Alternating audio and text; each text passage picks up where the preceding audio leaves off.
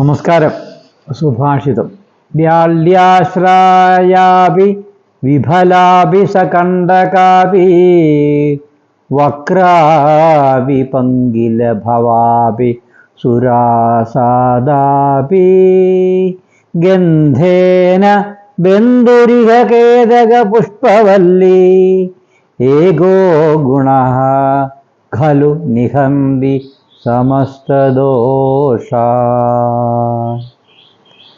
ഇതിൻ്റെ അർത്ഥം പാമ്പുള്ള സ്ഥലത്താവുകയും കായ്ക്കാത്തതാവുകയും മുള്ളുകൊണ്ട് അസഹ്യമാവുകയും വളഞ്ഞ ഇലയുള്ളതാവുകയും ചെളിയിൽ നിൽക്കുന്നതാവുകയും ഈ വക ദോഷങ്ങളെ കൊണ്ട് അടുക്കൽ ചെല്ലാൻ പ്രയാസമാവുകയും ഫലം.